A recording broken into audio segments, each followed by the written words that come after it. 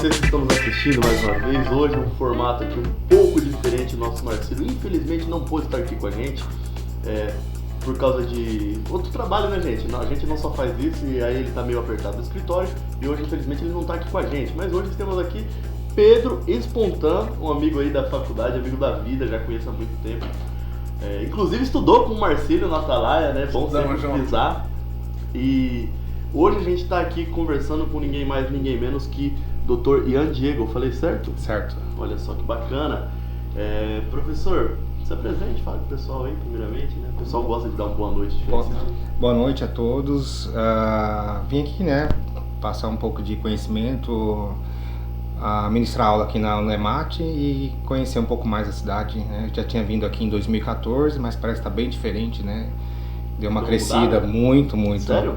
Bem desenvolvido. Mas que tá. Quando você veio em 2014, você veio para dar aula também? Como é que Não, foi? vim fazer um trabalho aqui mesmo, sou advogado desde 2011 e aí surgiu uma oportunidade com um cliente aqui da região e aí eu vim conhecer a cidade e hoje retornar de novo como professor.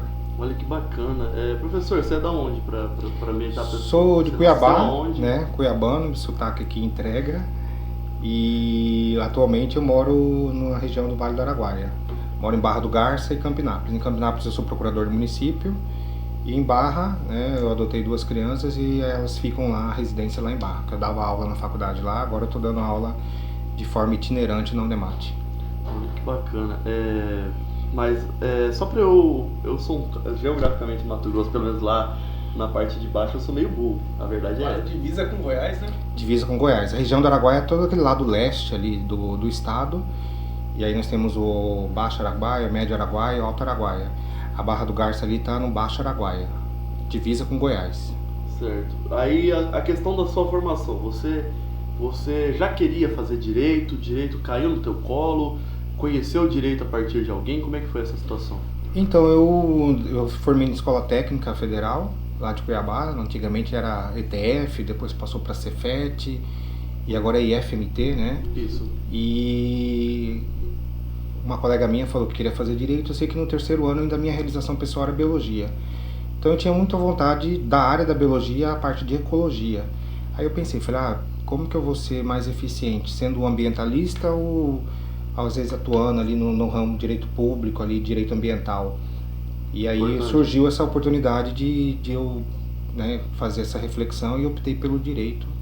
Aí eu formei na UFMT de lá de Cuiabá e depois eu retornei como estudante ali, mestrando de direito agroambiental. E aí recentemente, né, este mês, eu defendi minha tese de doutorado já na área ali de ciências sociais, que as ciências sociais é um ramo do direito. Perfeito, isso é um doutor, viu? Doutor já. Não que quem tirar o AB não seja, né? Cabe a discussão, mas isso é um doutor. O cara fez o doutorado, né? Isso, é um bidoutor, né? Porque tem o doutor pelo decreto de Dom Pedro e tem o doutor pela lei das diretrizes da educação. Essa parada mesmo, a questão da OAB? Isso, até hoje esse decreto ainda está vigente, ninguém teve coragem de revogar. É doutor, porque o pessoal... Tem que passar na OAB ou só o bacharel já serve? Não, tem que passar na OAB. Que aí esse título concedido pelo Dom Pedro foi aos advogados, né? Então, só que aí no meu caso já me tornei doutor com doutorado. Com 18 anos você saiu da escola técnica, então, e já ingressou no curso de bacharel em Direito. Isso, no curso da UFMT. Aí... Deu tudo certo, sem crise? Ou teve crise? Passou no vestibular de primeira? Não passei de primeira, né? Ficou faltando uns 4 pontos. Mas aí naquela época não tinha essa questão do financiamento estudantil, foi ter depois de 4, 5 anos depois. Sim. Eu tinha colegas de medicina que chegaram a ficar até 7 anos tentando, né? Tem essa pira do pessoal, porque né? Era uma vez por ano vestibular, depois que começou o Enem ainda, na minha época estava engatinhando, aumentava assim, eu sei que numa pontuação minha na UFMT aumentava 2 pontos, no universo de mais de 100 pontos. Eu lembro que quando eu passei, eu passei em 7º lugar e eu fiquei com 114 pontos. Medicina já eram 125 pontos. E a nota do Enem acrescentou 2 pontos na minha média, então não era muito... Eu estava ainda engatinhando o Enem. Aí hoje já substitui, né? Que hoje tem. Isso, hoje já substitui a prova, o sistema todo das distribuições de vagas são pelo Enem, coisa que não era antes. como eu disse, tinha colegas minhas que ficavam 5, 7 anos tentando medicina porque não tinha condições de ir para uma particular e não tinha um financiamento estudantil. E aí eu passei na primeira eu fiquei por 4 pontos, no segundo vestibular eu falei, questão de 4 pontos agora eu corro. E foi até engraçado que nesse segundo vestibular que eu fiz, caiu uma redação para fazer um discurso político. E eu fiquei com dúvida, falei, será que eu faço algo inovador, tipo, faço aquela questão do discurso que é praxe, né, da mentira do político, e depois venho falando que, se você ver esse discurso, não vote, porque é mais do mesmo e tal. Ou vou no arroz com feijão, porque ou vou no arroz com feijão. Arroz com feijão não tem Aí eu falei bem assim, né? eu já estava estudando para não depender da nota da redação, já ter uma classificação boa. Aí eu fiquei com medo, falei, vai que pega um avaliador e me zera na redação, eu tô ferrado, né? E acabei que minha nota não foi muito alta da redação, mas eu passei mesmo assim. Mas eu optei pelo feijão com arroz. Mas depois fiquei sabendo que os avaliadores queriam essa coisa inovadora. Então, mas eu preferi não arriscar, porque vestibular uma vez por ano e eu já estava com uma pontuação que... Né, fazer eu faço entre aspas, né? Isso. E na época, como o Enem só ajudava, então você estudava muito as bancas. Então assim, a gente já sabia mais ou menos como que a UFMT cobrava, como que os tipos de questões que ela abordava, então a gente já meio que conhecia a banca UFMT lá, e aí eu falei assim, pelo que eu estou estudando, agora eu tenho mais condições que ano passado, eu falei, tenho chance de passar. Então eu não quis arriscar na redação e depois descobri que a banca queria essa inovação, e tanto que eles falaram, as pessoas estavam fazendo discurso para enganar o povo, né? Mas aí é muito subjetivo isso, né? É subjetivo e era um risco, né? Antes de mais nada, quase esqueci dos patrocinadores, né? Primeiramente eu quero falar da Plano B, que a gente está aqui tomando uma cervejinha, tomando um energético, uma água, enfim, tudo você encontra na conveniência Plano B, que o QR Code está aqui, simples, você só escaneia e vai aparecer o Instagram deles lá, beleza? E o sexta-feira? Dia de sexta-feira é o caldo grátis, não tem jeito. O Plano B é a farmácia que tem... A farmácia que tem um bar, uma conveniência. Eu tô ali perto, eu passei, mas eu falei assim, isso aqui é farmácia, é bar... Eu falei, isso aqui tá meio híbrido. Tem os 2 remédios, tem um remédio que você precisa pra sua saúde e tem um remédio que você precisa pra sua alma. Eu falei, é um estabelecimento X-Men, é híbrido, né? É híbrido, exatamente. E é o ponte da cidade, todo mundo já fica ali no movimento. The Vampire Diaries, que tem lá os híbridos, sei lá, tinha uma ex minha que gostava dessas porra. Até hoje. Dá uma passada lá pra prestigiar. Exato, tem que ir. Então o QR Code está na tela, gente, não perca seu tempo. A Droga Norte, pra você que tá doentinho, mas um dia você vai ficar, se você não tiver, pega esse QR Code que tá aqui na tela agora, escaneia ou salva o número que tá, se você é inimigo da tecnologia, não tem problema. Salva porque quando você precisar, eles entregam no conforto da sua casa com a Helpness Entrega. A Helpness Entrega vai entregar no conforto da sua casa, e se você quiser ir no local da Droga Norte, vinculado à Droga Norte, tem um açaí que tem esfirras e tudo mais, que é a MD Foods. A famosa MD Foods. A famosa. É na frente, tá? Do Banco do Brasil, exato. Isso. E não tem erro, tá? Mas o QR Code tá aqui, eles fazem delivery menos na terça, se eu não me engano, tá, galera? Então pode pedir à vontade, que é muito bom. Inclusive era pra ter chegado aqui, eu acho que já chegou ali, depois a gente vai dar uma conferida, beleza? A pessoa que não come açaí, ela não é gente, né? Não. Eu acho que o açaí é a 8ª maravilha do mundo. Gosta tem uma muito. coisa que eu sou viciado em açaí, olha... Eu como pouco, porque assim, não é que eu não gostei, eu gostei, mas assim... Eu prefiro mais um chocolate, eu sou mais formigão mesmo. É um paladar infantil. É um paladar infantil, eu não como legume, por exemplo, eu sou uma merda. Essa questão de paladar, eu sou infantil mesmo, cara. Pô, legume, por exemplo, muitos assim, eu acho que cenoura, por exemplo, quando minha mãe joga na galinhada, eu como. Já vai. Esses dias eu vi, não lembro em qual rede social, né, estavam dando legumes, verduras para as crianças e perguntando o que era. Eu acho que estavam discutindo questão de obesidade infantil, e aí dava uma mão, a criança falava berinjela, aí dava um pepino e a pessoa, melão. As criançadas não estão sabendo. Acho que não estão alimentando direito e muito menos sabendo o que é esse acesso à verdura, né? É um perigo da industrialização, né? A comida industrializada é mais barata, né? Eu viajo muito e para manter uma dieta, rápido, né? Para manter alguma coisa, você tem que estar levando marmita, você tem que estar levando suas coisas, então acaba que... O cara tem que ter opinião para conseguir manter. E em beira de estrada você não acha nada saudável. Não, de forma alguma. Aí o máximo que eu compro é água. Aí tu tem que abrir o iFood, tem que torcer para ter algum lugar que faz aquela... É bem complicado. Mas antes da gente perder o fio da meada, vamos pro QR Code do Diego Machado Corrêa, DMC Engenharia, não pode perder, é tempos de construir, galera. Se você tá querendo construir, chama no QR Code, o Diego ele vai te avaliar ali uma situação mais agradável para você estar construindo. Você pega um projeto, a ideia, manda para ele vai projetar para você, e aí você vai ter essa oportunidade aí de fazer esses grandes negócios que hoje em dia é construir. Meu pai sempre fala que terra é coisa que Deus não faz duas vezes. Então a terra que tem para vender, você vai lá e compra, constrói, faz o que você achar melhor, beleza?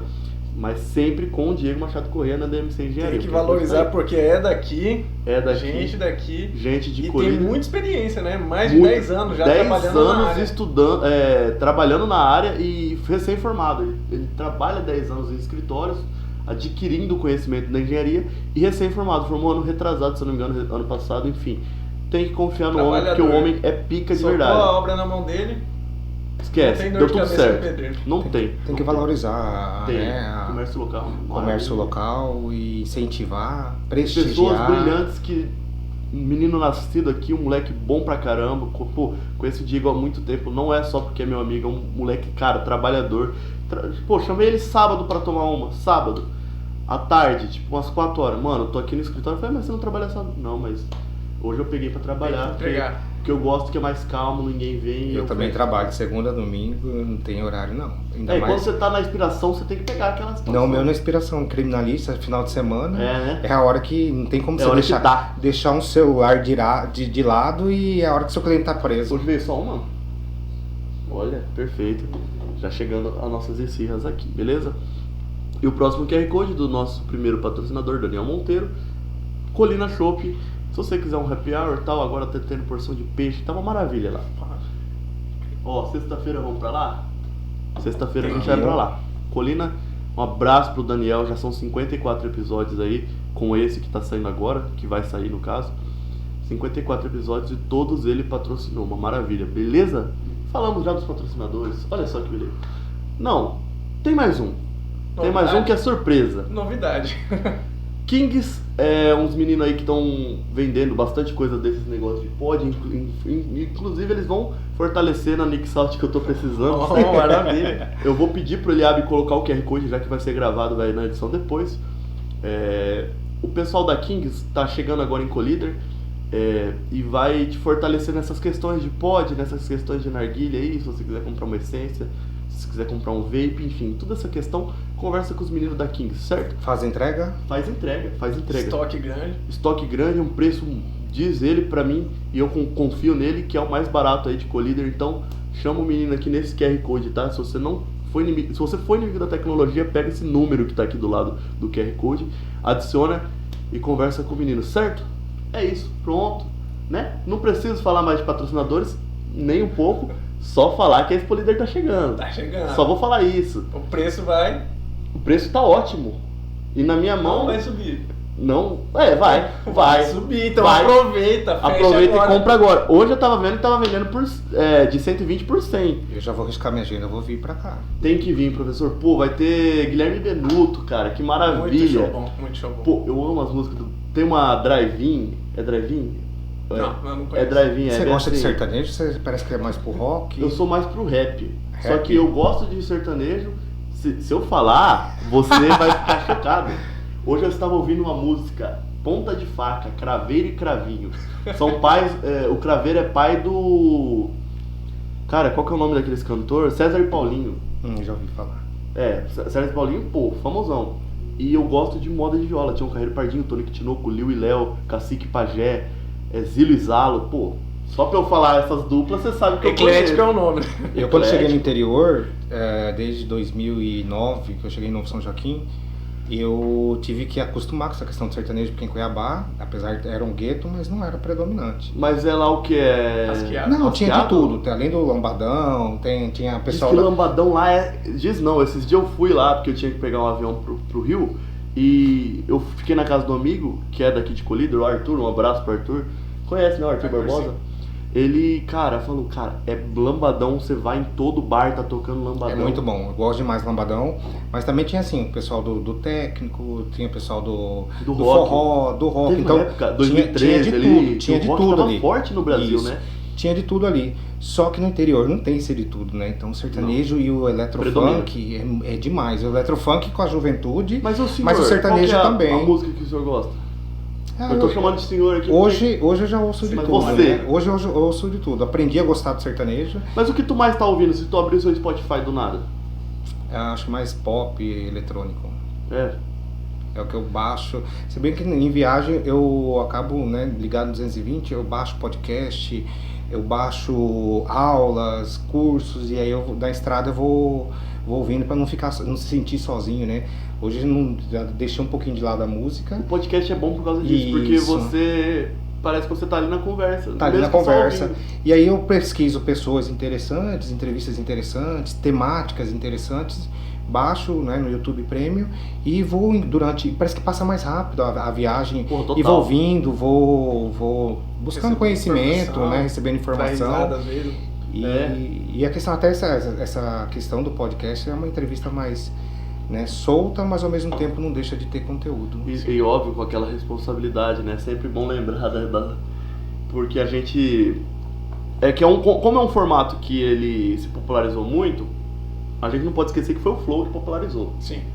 E aí tem que ter a responsabilidade para não acontecer o que aconteceu, por exemplo, com o Monark, que expôs ideias absurdas, horríveis, imensuráveis, né, que eu não gosto nem de citar. A gente que é do direito, a gente discute muito isso, né? A liberdade sua não é absoluta. Essa questão de a liberdade de pensamento, ela não pode servir de ferramenta para você manifestar crime, ódio, preconceitos. Então... E outra, tua liberdade acaba quando começa do outro. Então, a partir do momento que ele, por exemplo, defendeu a criação de um partido nazista, peraí, mas um partido nazista tira a liberdade de negros, judeus, enfim, as etnias que a raça ariana tentou combater. Então isso não é uma ideia para você expor. E a gente tem que pensar muito na questão da internet, não é terra sem lei, né?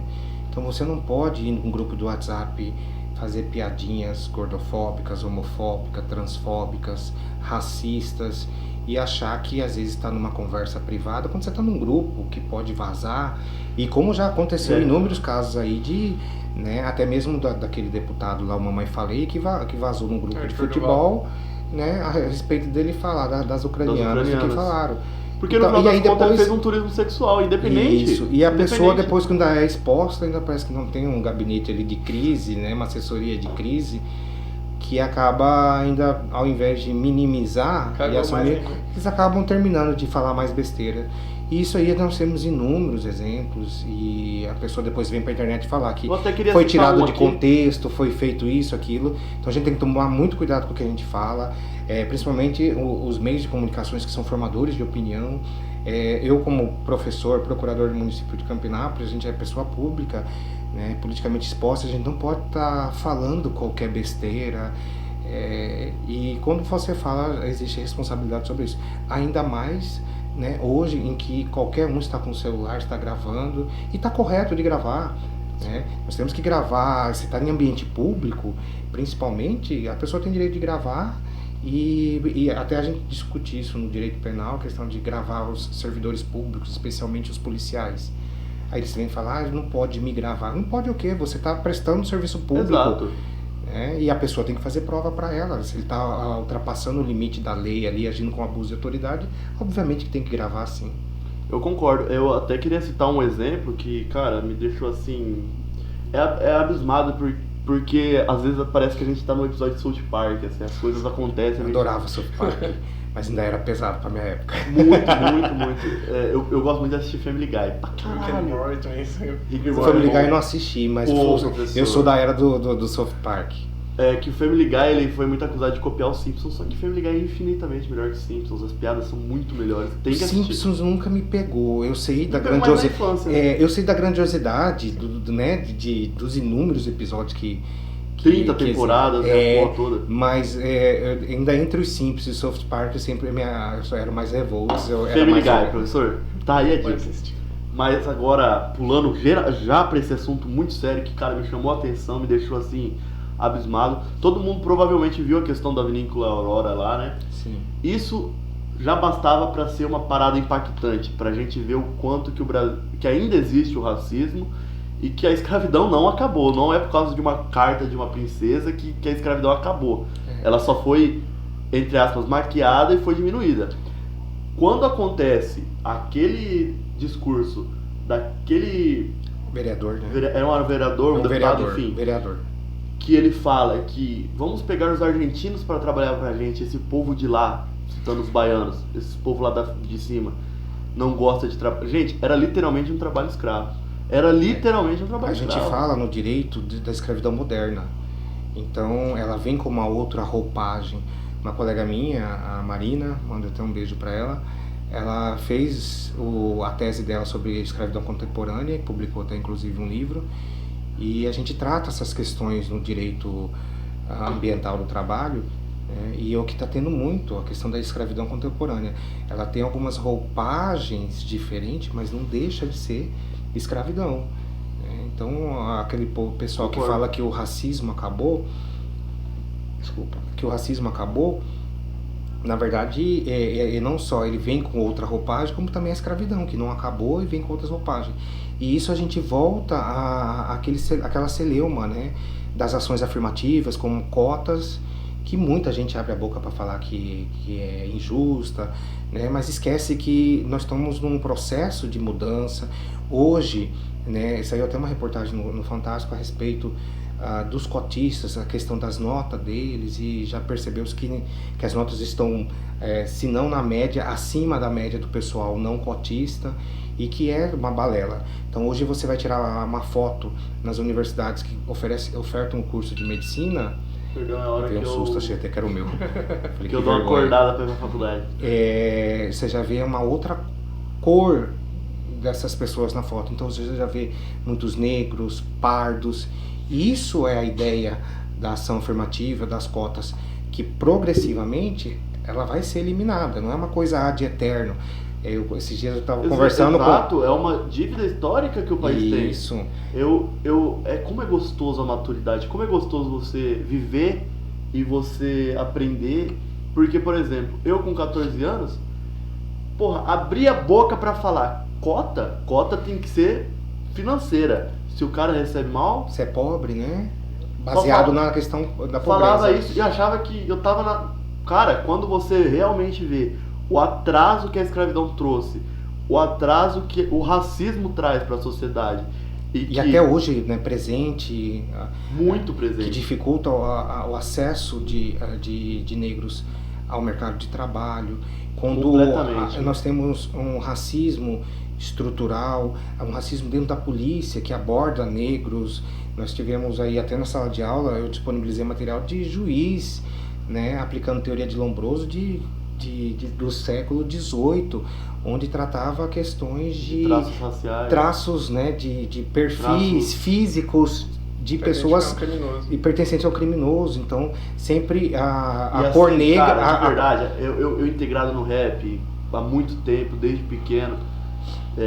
De pequeno eu não entendia tanto, mas hoje já raciocinando, principalmente as músicas do Racionais, tem um livro Sobrevivendo no Inferno, que também foi pelo citado Arthur Duval aqui, que ele fez um vídeo completamente ridículo, falando que não tinha que ter Racionais nas escolas estaduais de São Paulo, que ele errou feio, porque tem que ter pra você... A música do Racionais, ela veio para isso, ela veio para dar um choque de realidade entre o que o negro sofria. Cara, tem um documentário do Racionais na Netflix que eu não preciso nem dizer. Quando você fala da música, eu vejo, por exemplo, de uma forma mais ampla, a questão da cultura, né? Que nesse último governo, e até às vezes nos anteriores, vai cada vez mais sendo... deixada de lado, quando na verdade a sociedade precisa, né? Olha como que o papo da questão da cultura. Olha como que o papo tá ficando cabeça, porque eu lembrei agora que eu tava vendo no Instagram, naqueles Reels, que eu não acesso muito o TikTok, então o que vai do TikTok pro Reels eu vejo. Eu odeio o TikTok. Eu também não curto, então eu gosto de ver os Reels. Então é a nata do TikTok, vamos supor. E aí tava lá, a menina gravou assim: minha reação ao perceber que as músicas da Galinha Pintadinha são músicas de Umbanda e Candomblé. E ela, tipo, pasmo, Pô, e aí? E aí? E aí? Se fosse uma música cristã, tava ok. Recentemente Sendo que tivemos aqui o Pai de Santo 4 episódios atrás. Recentemente tá foi tendo um movimento, né? José Maria. É Mob Flash que fala que os evangélicos estão indo nos shoppings e lugares públicos. Porra, cara, eu vi essa parada. Em São Paulo tem uma discussão muito grande no mercado, dessa questão. No Twitter, eu vi o vídeo do um rapaz no trem, aí tinha um pastor pregando, ele começou a cantar a música de ciranda. Eu vi também. No tempo. A questão, isso, bom, em São Paulo tem lei, né, que é proibido você fazer esse tipo de pregação. O Estado é laico. Não só o Estado é laico, mas ali onde que você tá invadindo espaço também do outro. A pessoa mas literalmente porque o Estado é laico, professor. A pessoa você não pode forçar uma pessoa a doutrinar. Isso. Tanto que quando eu via ensino, como que era? Ensino religioso. Era só sobre o catolicismo, né? Era só sobre o catolicismo. Exato. Então não faz sentido. Por que o ensino religioso é sobre o catolicismo se o Estado é laico? Por que não fala de Umbanda, não fala de Candomblé? Por que e não a fala Umbanda e o Candomblé também sofre muito, né? Tem invasões nos seus templos em razão do racismo, né? Então é muito complicado. Mas voltando... Me deu dor no coração quando a gente trouxe um pai de santo aqui e ele tinha que falar espírito religioso todo momento pra convidar, tipo, ó, se quem quiser conhecer, vai no nosso espírito religioso, não, no nosso templo, espaço religioso. Isso. Pra não poder falar terreiro, porque o pessoal já liga com macumba, o pessoal, cara, por exemplo, se você pegar um católico e trazer aqui do nada pra gente conversar e falar, você sabia que o candomblé também acredita em Deus? Eles não sabem. Eles não sabem.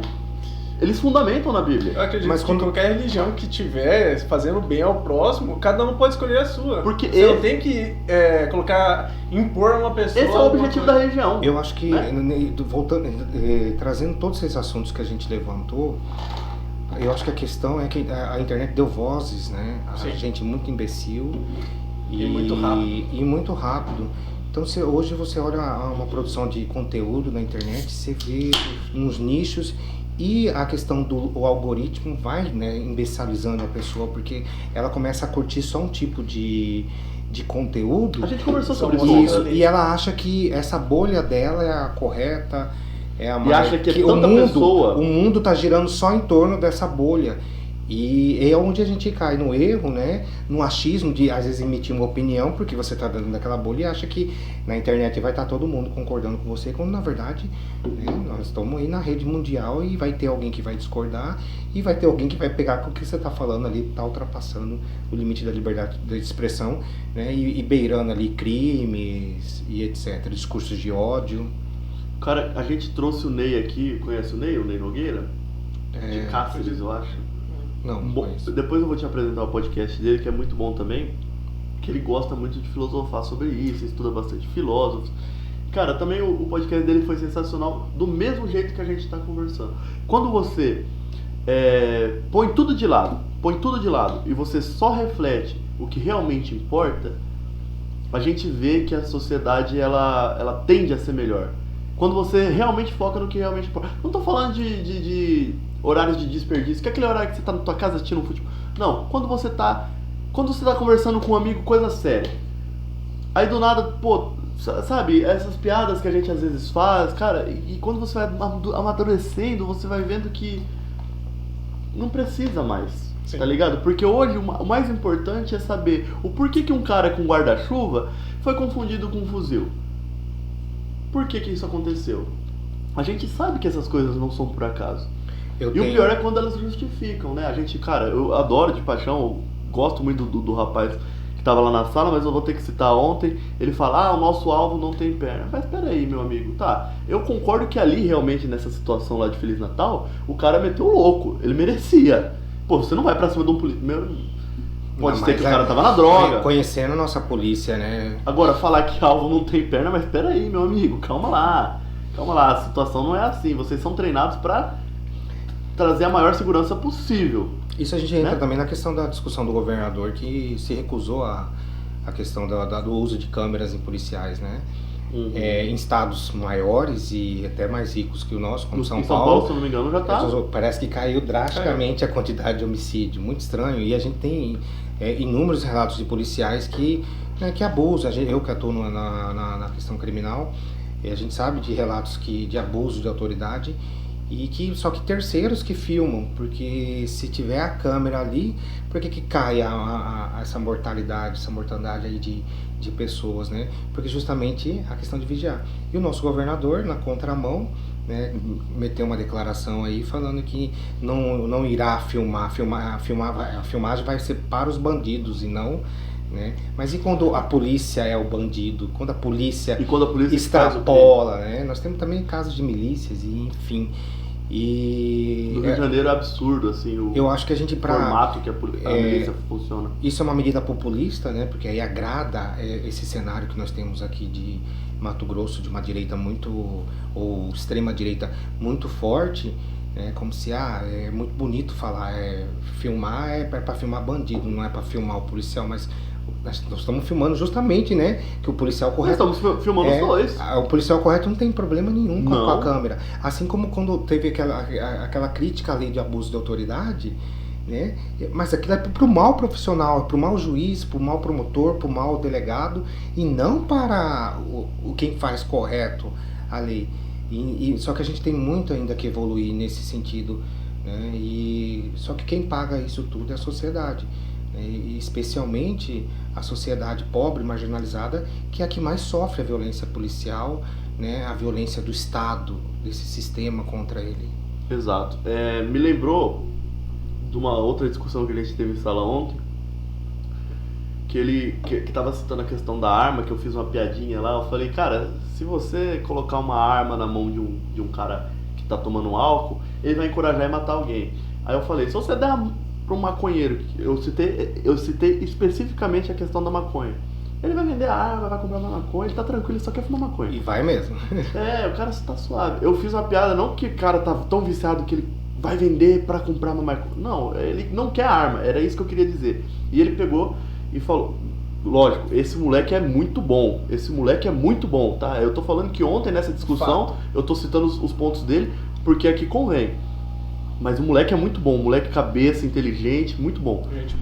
Gente boa demais. Um abraço pro Natan, que se ele estiver assistindo, pode dizer que ele fala, opa, mas você tá citando uma coisa que eu falei como se eu tivesse errado. Não, você não tá errado, só que aquele ponto tá, né? E aí eu lembrei de uma ótima entrevista, um ótimo flow, né, que eles não gostam também de chamar de entrevista, que tava o Monark, o Igor e o Marcelo Freixo, que é um dos caras que combateu a milícia no Rio de Janeiro de uma forma perfeita. Na minha opinião, perfeita. Aquilo lá era o máximo que ele podia ter feito. Até hoje ele tem que andar com seguranças e tudo. Seguranças dele armadas, tanto que o Monark criou em cima disso para defender o porte de arma. Ele falou, não, negativo, é porque realmente a milícia é armada, então eu preciso de ter os caras com a capacidade de utilizar arma. Enfim. E aí entra nessa questão de que, falando não sei o que eu tenho que ter uma arma na minha casa porque eles têm a arma deles e tal. Aí o Marcelo falou bem assim, mas espera aí, eles têm a arma por quê? Eles têm a arma porque o tráfico não sei o que, eles conseguem e se eles conseguem eu tenho que conseguir. Aí ele pegou e falou bem assim, favela faz arma? Não faz, exato. E aí entra naquilo que eu tava querendo conversar tanto ontem, que é um ponto que eu gosto tanto. A milícia faz aqueles trambiques que não devemos citar, porque a gente não sabe exatamente como funciona. A arma chega na favela como? Como é que eles têm armamento de exército? Eles roubam o exército? Eu não acredito nisso. Não. Eu acho que essa questão da segurança pública, ela passa por um estudo muito complexo de diversas áreas, né? E voltando ao assunto da internet, né? As pessoas hoje elas acham que ela tem opinião formada sobre tudo, né? E a gente não tem. Eu estava esses dias num grupo de alunos que eu tenho, da aula de Barra do Garça, e eles discutindo, eles mandam direto a questão do esporte e a questão do esporte feminino e as pessoas trans, né? E aí me pedindo a minha opinião. Eu falei, olha, eu não tenho opinião sobre isso, eu tenho que pesquisar. A minha opinião é contrária. Não, então, mas eu tenho que pesquisar, eu não vou sair falando algo. A questão ali é muito simples. Aquele rapaz, ele era tipo 47º na masculina, ele vira trans e fica em primeiro. quebra recorde com 30 segundos de diferença. Só que porque a testosterona ajuda muito, sim, isso não pode. Só que a gente tem que estudar sobre o assunto. E se criticar, é criticar o sistema e não a pessoa. Exato. Isso entendeu? é perfeito. Então, o sistema que está sendo falho. E o sistema está sendo falho. Mas o sistema... Então a gente, a priori, eu até falei, a priori...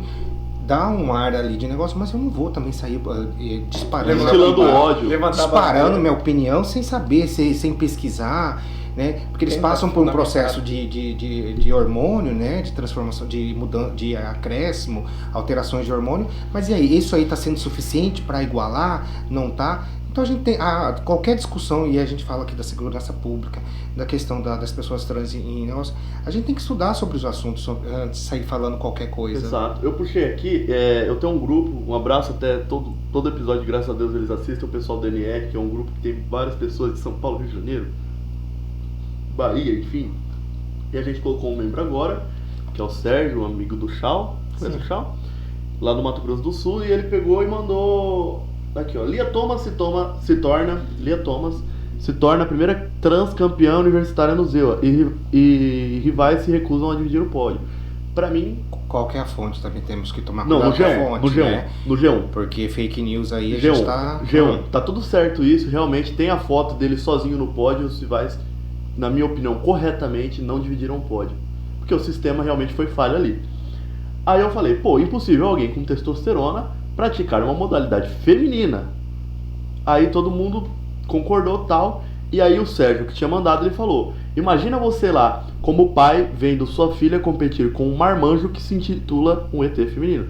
Aí eu falei, ela se identificar com uma mina, suave, tá no direito dela. Agora, é outra fita competir com mulheres. Então não adianta você puxar essa situação para ser transfóbico.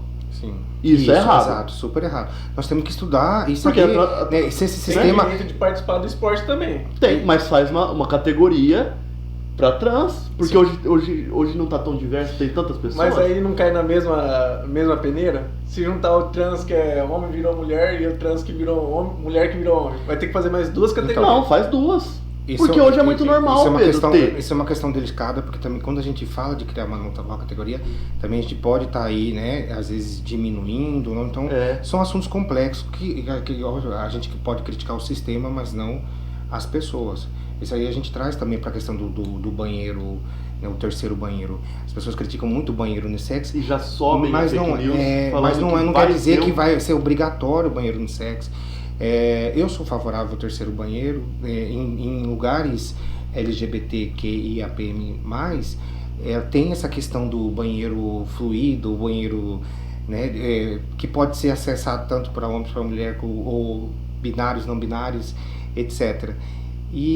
Só que eu acho que é uma discussão que muito recheada de mais viés ideológico do que de preocupação mesmo. As pessoas falam, minha filha vai entrar no banheiro e vai ter um macho lá porque se identifica. Né? E não é assim que funciona. E não é tão assim que funciona. E muito pelo contrário, a violência sexual contra a mulher, ela tá mais dentro de casa do que na rua. Com certeza. Né? É o padrasto, é o vodrasto, é o pai. Na minha opinião, o cara que chega no irmão, casa, é o bate primo. na mulher, não pode pegar o celular e falar, minha filha, não sei o que, baseado numa fake news. Eu sou pela família, né? Exato. Deus, pátria e família. Deus, e quando vai ver, família. É complicado, cara. Eu partilho da tua ideia e eu até queria já aproveitar esse gancho que tu falou do LGBT. Eu não vou saber as letras porque eu realmente não, eu vejo só o mais lá. Eu sou meio dislexo nessa parte, eu não vejo todas as letras ali.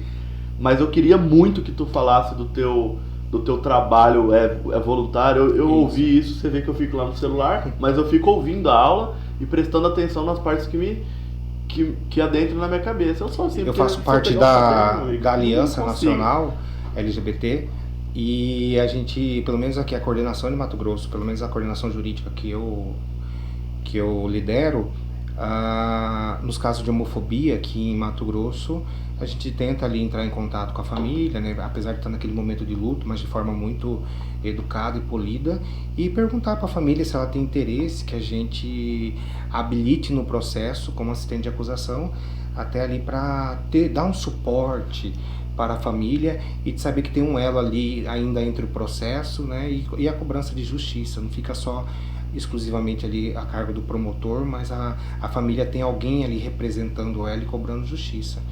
A questão é que a gente discute isso também no direito penal, e as pessoas que são contra os direitos humanos, ela fala, depois que a vítima morre, as pessoas esquecem dela, né? E essa questão da assistente de acusação é uma forma de retomar ali essa cobrança e essa visibilidade ali ainda da vítima que se foi, em muitos casos, e auxiliar a família nessa busca de justiça. Então nós já estamos praticamente já em 3 casos aí de repercussão. Olha aqui em que Mato beleza. Grosso. O primeiro deles é do serial killer lá de Cuiabá. Tu mandou o link lá e... Eu mandei o link, né? Mandou o link. Mandei. Então, esse serial killer, por exemplo, ele tinha 2 tatuagens de serial killer no corpo. Eles têm uma marca, né? Isso, eles sempre Se gostam eu não de me engano, deixar o uma Charles marca. Manson tinha uma suástica na testa. Ele sempre E se ele- envolve muito com E essas ele normativas. matava Já tem os estimado gays. quantas vítimas? Não sabemos, mas assim, especificadamente 2 é certeza. E sempre é mais. É. Igual da questão do Pedrinho, era E- tanto, mas é mais, né? E um caso, assim, essa marca O Maníaco do dele, Parque, enfim. essa marca dele especialmente, ele matava os gays e fazia um sinal de cruz, né, na parede com o sangue da vítima. Utilizando da religião como uma desculpa pra ele fazer aquilo. A questão, eu pesquisei muito nesse caso aí, comecei a estudar muito sobre a questão do serial killer, e o que eu entendi é que os serial killers são divididos em 2 tipos, né? Aquele que mata por prazer e aquele que mata por uma missão. Então nesse caso aí, a missão dele era de purificação, né? Seria o caso. Ficou nele esse lado. E já é esse viés. O segundo caso é de uma trans que foi morta lá em Pontes Lacerda, né? E teve o corpo jogado no rio, também foi bem brutal. E recentemente nós estamos aí agora entrando no caso lá do assessor do deputado Wilson Santos, desculpa, que também após a morte, o delegado concluiu que foi por motivo de vingança, aí vem a questão do aliciamento e tal, mas para a polícia a gente Da sente soluçada. que a dificuldade de reconhecer o crime de ódio ali, né, o crime de ódio num caso desse. Então a vítima morre e ainda a família ainda tem que suportar uma difamação com questões de ligar a vítima à pedofilia, aliciamento, quando na verdade você em conversa com a vítima vê que o cara lá já tinha um relacionamento Com a família da vítima, no caso, né? isso, com a família, com o cara e era de conhecimento ali da família. Então como você falar que foi vingança porque você está me dizendo que a pessoa tinha um relacionamento de anos.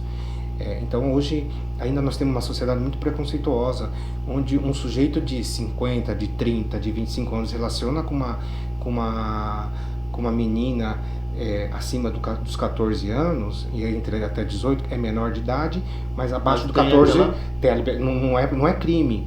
Então tá tudo ok. Abaixo do 14 realmente Abaixo do é 14 pedofilia, independente se não ela é quiser. pedofilia, é o estupro de vulnerável. É estupro né? de vulnerável, Mas exato. assim, entre 14 e até os 18 anos incompleto ali, né, 17 Essa pessoa, 11 tipo, meses, você tem seus 25 a sociedade- anos, tu conhece uma menina de 17, a sociedade aceita, tá tudo ok.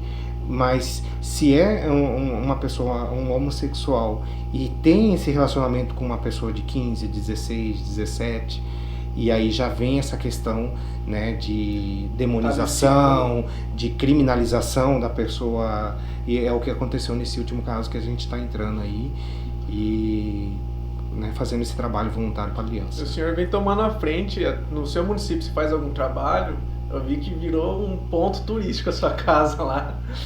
Lá em Campinápolis, eu estava em Novo São Joaquim, que é vizinho de Campinápolis, e lá eu faço parte da comunidade, eu sou gay, sou homossexual, e em Novo São Joaquim nunca tive problema nenhum com relação a isso, sou assumido.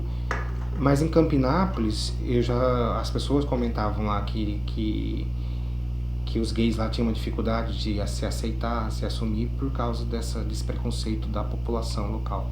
até por ser um lugar mais conservador aqui, o nosso Isso, Mato mas Grosso e em Novo São Joaquim também, que era menor, não tinha essa questão, o pessoal lá já super de boa. E aí quando eu assumi, eu passei em primeiro lugar no concurso lá para procurador do município, e foi primeiro lugar geral. E uma colega minha, quando eu fui assumir lá, ela virou e falou pra mim, embora eu já sempre tinha ido lá em festas e tal, mas eu não convivia lá, né, que é diferente. E uma colega minha veio e falou pra mim que chegaram nela, uma colega advogada, e perguntaram, né, fizeram o seguinte questionamento: como que deixaram um gay passar no concurso para defender o município? Ah, isso é um absurdo, cara. Isso porque eu passei em primeiro lugar geral, né, então é aquela coisa que infelizmente a gente tem que ainda lidar com esse tipo de coisa. E foi uma forma de dar uma resposta silenciosa, mas ao mesmo tempo, né, expressiva. Eu fui lá e pintei meu muro imenso, eu pintei de arco-íris. Pagou? Sim, eu tô Ele vendo. pintou um muro da casa dele De arco-íris, e aí saiu na notícia, saiu em inúmeros jornais aqui no país, inclusive dei entrevista pra Globo lá aqui de Mato Grosso, e gerou uma repercussão bem grande, né? Então, não foi só isso que aconteceu comigo lá, teve um colega meu que foi candidato a vice-prefeito. E ele é homossexual? Não, mas questionavam a questão da sexualidade dele, pelo menos assim, não é assumido, e eu Sem também... ele ter assumido. Olha só que Isso, bizarro. querem Só- tirar a pessoa do só por armário estereótipo. sem saber se ela é ou não, né, da comunidade. E eles questionavam assim, né, em grupo de WhatsApp, as pessoas não têm vergonha disso, eles extrapolam, né, externam o seu preconceito e não tá nem aí. E falaram num grupo, né, com áudio espalhando nos grupos, que a festa da cidade lá, a Expocamp, se ele ganhasse, né, tornaria a Ia parada levar Pablo gay. Vittar. Não, ia tornar a parada gay da cidade, ia trocar com isso. Então Sempre você, assim, né, a cara? gente lida Sempre ainda assim. com esse tipo de coisa, mas eu enfrento de forma muito... O kit gay que inventaram em fake news em época de Exato. eleição. Então assim, a gente vai enfrentando de forma muito, né, combativa, e Mas é muito difícil. é complicado. Além de combativa, é instruindo, né? Não é só combater, é instruindo. Conforme... Antigamente eu via que era muito mais forte. Que é a questão da homofobia. Com o tempo vem minimizando, não sei se só no círculo social que estou incluído, mas vem amenizando e tem que acabar com isso. É aquele... Tudo é informação, né? aquela então, parada assim, que eu te falei. Quando quanto eu mais, o quanto pessoal mais fazendo. o preconceito, e isso não é só com relação à comunidade LGBT, mas é com relação a tudo. O preconceito, a palavra é justamente o medo do conhecimento do novo ali. Então é o não conhecimento de algo que aí se torna você ser preconceito. Eu lembro que até com a AIDS, né, aliás, com as pessoas soram positivo, Sim. e eu tinha um preconceito muito grande. E eu já ficava, aquilo me incomodava. E aí você vai pesquisando, vai conversando. Hoje as pessoas não, né, a pessoa que toma o kit, ela tem uma vida totalmente igual a qualquer outra. E hoje está vivendo muito mais do que o outro que não se cuida. Hoje você transar com uma pessoa soropositiva, você tem menos risco, porque se ela estiver tomando coquetel e ela torna indetectível, né? Então ela já não transmite aquele... É menos risco você contrair algo do que com alguém que você não conhece. Pode pegar uma DST, tipo uma sífilis, que é não, uma e até coisa mesmo o próprio HIV. Então você vai transar às vezes com alguém que você conheceu a primeira vez, ou às vezes um relacionamento não monogâmico, que às vezes você é fiel a outra pessoa, não. Mas e aí ela... É importante frisar, ainda mais recolhida. Lá também é assim, aqui também é assim, o chifre corre solto. Aqui é Deus, Pátria e Família até a página 2, né? Então, assim, e as pessoas ainda têm um pouco de preconceito, mas cada vez mais que as informações são disseminadas de forma correta, a gente vai vencendo e vai combatendo o preconceito, seja da comunidade, seja de pessoas com portadores de doenças, né? Enfim, eu acho que o conhecimento é muito importante. E principalmente essa questão que a gente está discutindo. Não vamos abrir a boca para sair falando qualquer coisa. Sem conhecimento, né? Põe a mão na consciência. Eu devo falar? É de bom tom eu falar? Então cala sua boca. Exato. Cala sua boca. Exato. Antes da gente terminar aqui, que a gente já está quase no horário, teve a questão da Thaís Carla, que eu também realmente acho que ela é doente, né? A questão da obesidade dela tem que ser tratada, gente. Não é falar, eu sou bonita assim, assim. Não, você realmente tá correndo um risco de vida. Beleza, isso ok. Agora, você pegar e sem você ser perguntado, você ir lá e colocar a sua opinião. Do nada, você retweeta lá um vídeo dela e fala: esta mulher é muito gorda, vai tomar no cu. Por quê? Não ajudou em nada. Não ajudou em nada. Isso. Não ajudou, porque quanto mais falam isso dela, mais ela quer falar, eu me orgulho disso e tal. No tamanho que ela tá, como que é? Sem falar na questão do tamanho realmente, no nível que ela tá, ela já tá tranquila com tanto de xingamento que ela já tomou. Não é isso que vai ajudar ela. O que vai Mas ajudar... a gente não sabe o que passa dentro de casa, porque às vezes, né, você olha aquela quantidade de hate, não quer dizer porque ela tá enfrentando que isso também não faz mal para ela. Vai saber o que ela não gasta com terapia para se aceitar e tal. Mas o que a gente tem que tomar cuidado, eu tenho um amigo que ele é obeso, mas ele fala, eu não passo por cirurgia nem a pau. E aí, como também vai fazer dieta, você tem essa dificuldade, né? Porque é uma doença, tem questões psicológicas aí. Então a gente também e nós estamos num país de obesos. Se a gente analisar as estatísticas a respeito de sobrepeso e obesidade na nossa população, é muito grande. Então, se você cometeu bullying, você tem menos chance de ajudar e mais chance daquela pessoa literalmente falar, cara, quer saber? Hoje é o dia que eu simplesmente cansei dessa porra e o cara se inclusive matar. Tem um filme lá do A Baleia, né? Que tá concorrendo ao Oscar. Ou já teve o Oscar também? O cara ganhou o Oscar e ele era um ator assim, que todo mundo falava que ele era muito ruim. Ele foi e ganhou o Oscar por ter feito o Obeso. Eu não assisti esse filme. Ele ganhou bastante quilo pra conseguir fazer papel. Não, ele tudo maquiagem. Não, tem maquiagem. E era tipo assim, 2 horas. Mas a respiração dele, ele passou muita seriedade. Eu assisti isso aí. Ele foi um bom ator, tanto que ele ganhou o Oscar nisso. E eu vi as pessoas criticando, falando que aquilo ali não contribui em nada, porque acaba ali mostrando uma pessoa que se conforma com aquele peso, não quer ajuda, né? E aceita como se a atmosfera do filme fosse mais pro lado da filha criticando ele, as pessoas pouco se importando com ele. E na verdade eu não vi com esses olhos. Eu acho que todo debate é importante, seja ele vindo para um lado educativo, mas seja ele também mostrando a realidade que essas pessoas vivem e que não é um mar de rosas, porque é difícil, né, é dificuldade de... Você vai para um assento e você não precisa ser muito gordo, você já tem uma dificuldade de um voo. Eu conheço pessoas que acabam comprando 2 passagens para não ter esse problema. Acontece. Né? Então, eu assim, ainda caio na cadeira. É por isso que hoje o plane já... Não, mas é desconfortável. É desconfortável pro magro, imagina pra alguém. Porque eu sou alto e, porra, é foda. Mas, enfim. Eu recebo muito a questão. Olha, toma 1 minuto da aula. Olha como que é perigoso gravar isso aqui com professores antes da aula. Só colocar aqui os QR Code, o Eliabe já vai colocar. Do Diego Machado Correia, grande engenheiro, não preciso falar mais nada, você tem que fazer seu projeto com ele. E também eu não posso esquecer do Colina Chopp, do nosso Daniel Monteiro. Tem tudo que a gente já falou. Tá o QR Code aqui. Se não, né, professor? Vamos gravar uma parte 2. Se Deus quiser, você volta bastante aqui. Pergunta. Se Deus quiser, teremos, mas... eu quero falar sobre muita coisa. Próximo semestre. O professor é um ótimo ator, né? Você vê no site. O maior stand-up até hoje da Unemat. E eu quero falar aqui, ele vai voltar, porque graças a Deus, eu tenho certeza absoluta. Alô, Vivian. Na Francislane ali Exato, no da Francislane a gente já deu esse spoiler. Com certeza vai ter mais turma sim, isso me faz muito feliz porque a gente vai ser os primeiros a serem formados e depois os outros que se lasquem. Mas vai ter mais turma aqui de direito, com certeza. O nosso grande amigo Dr. Ian Diego Ian Diego. Isso. Eu tenho muito... Eu agradeço o convite, né, a experiência aqui com vocês. Espero voltar mais vezes e gostei muito de Políder e de toda a Unemat, dos alunos e do pessoal aqui. Perfeito. Então se inscreva no canal para não perder nenhuma novidade e deixe seu like para esse vídeo ser compartilhado para outras pessoas que ajudam a gente demais. É de graça, você não paga nada, beleza? Pode fechar para mim, Eliabe. Valeu!